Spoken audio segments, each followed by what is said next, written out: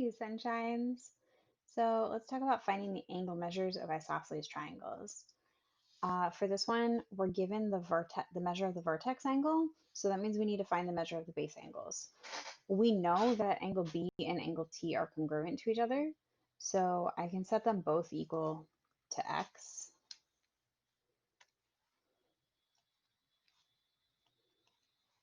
And then I'm just going to use my triangle angle sum theorem to solve. So x plus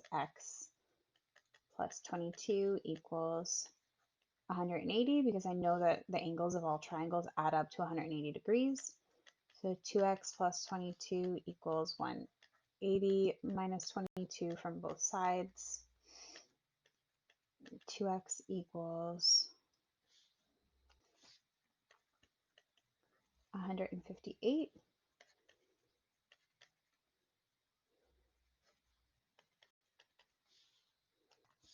Divide both sides by 2 and I get 79. So x is 79 degrees. Each of these angles is 79 degrees.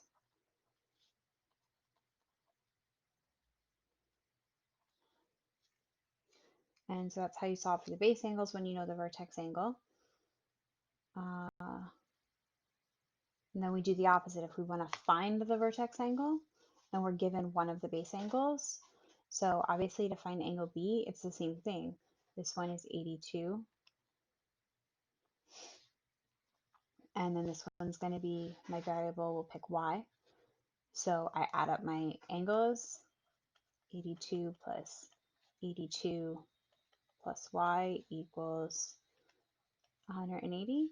You could also have done this as 2 times 82 plus y equals 180 because we know that there's two of these that are the same thing. It's the same thing as saying 82 plus 82.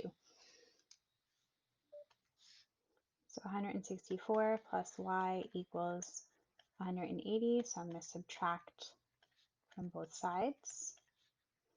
And I get y equals 16. So that means this angle here is 16 degrees.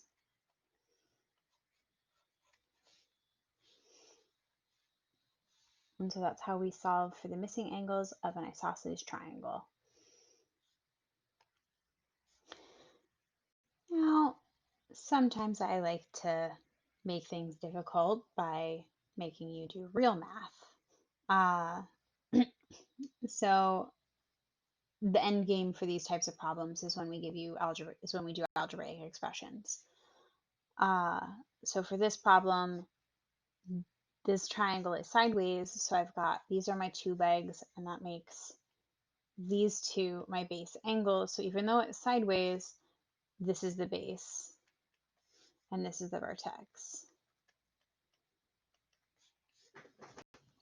So for this problem, I'm going to take my two base angles. I know that they're congruent, so I'm going to set those equal to each other. So now I can solve for x. And then now that I have x, I can plug that back in and find the actual measures of those angles. So I know that this angle is 41 degrees.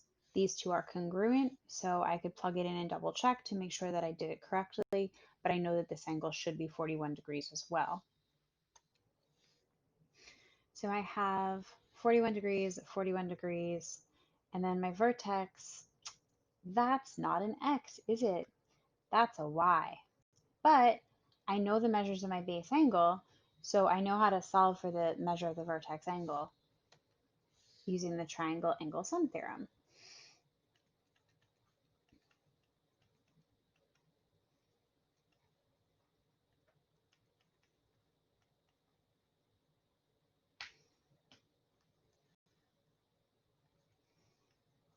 So I can solve directly for y doing it this way, or I can find the measure of the angle and then use that to solve for y. If I solve it this way, I'm going to have to plug y back in to solve for the measure of the angle. So I'm going to combine my like terms, and I get that y equals 22. Then I have to go plug y back in, just like we did with our x solution before.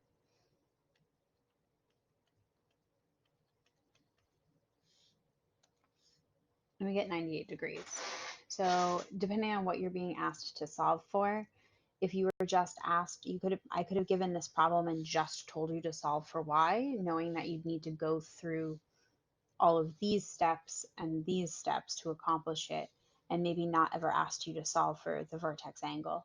Or I could have told you to solve for the vertex angle, in which case you wouldn't necessarily have to solve for y, but usually I'll tell you to do both.